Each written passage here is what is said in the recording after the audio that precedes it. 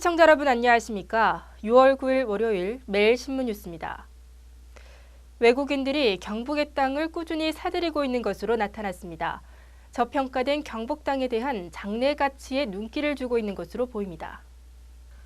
국토교통부가 발표한 올해 1분기 외국인 토지 소유 현황에 따르면 경북은 전체 면적의 16%인 3,655만 제곱미터로 경기와 전남에 이어 전국에서 세 번째로 외국인 소유 토지가 많았습니다. 경북 땅을 사들인 외국인들의 국적별 현황을 보면 미국이 가장 많았고 일본이 그 뒤를 이었습니다. 외국인들은 주로 경북도 내에서 시단위 산업단지권 땅을 주로 매입했고 포항 구미 등지에 가장 많은 땅을 갖고 있었습니다. 특히 외국인 소유 경북 땅의 면적은 매년 늘어나는 데 비해 평가 총액은 오히려 줄어들고 있습니다. 이는 외국인들이 장래 가치가 뛰어난 경북도 내 값싼 땅을 골라 매입하고 있는 것으로 분석됩니다. 야생 진드기에 물려 감염되는 중증 열성 혈소판 감소 증후군인 SFTX 확진 환자의 절반 정도가 숨진 것으로 나타났습니다. 질병관리본부가 지난해 5월부터 올해 3월까지 국내 중증열성 혈소판 감소 증후군 SFTS 발생 현황과 역학적 특성을 분석한 결과 SFTS 확진 판정을 받은 환자 36명 중 16명이 사망해 46%의 치사율을 기록했습니다. SFTS 의심 환자 발생 시기는 6월에 가장 많았고 직업별로는 농업 임업인들이 대부분을 차지했습니다. 보건당국은 SFTS에 대한 치사율이 일본이나 중국보다 높다며 여름철 수풀에서 일을 많이 하는 농부나 임업인들의 각별한 주의를 당부했습니다.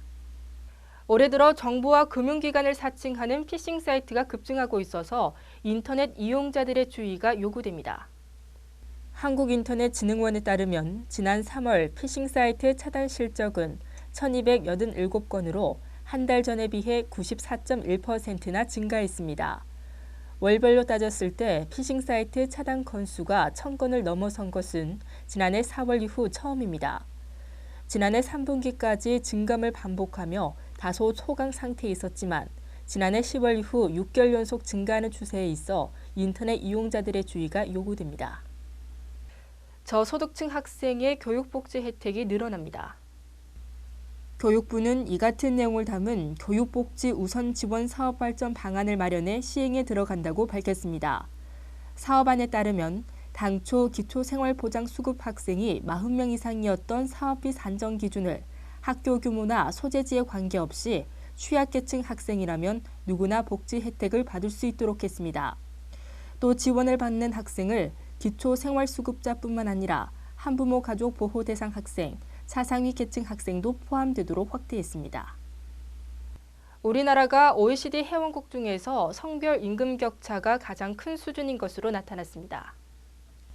김준 국회입법조사처 사회문화조사실 환경노동팀장은 임금 격차의 현황과 시사점 보고서에서 OECD 통계를 근거로 분석한 결과 이같이 파악됐다고 밝혔습니다.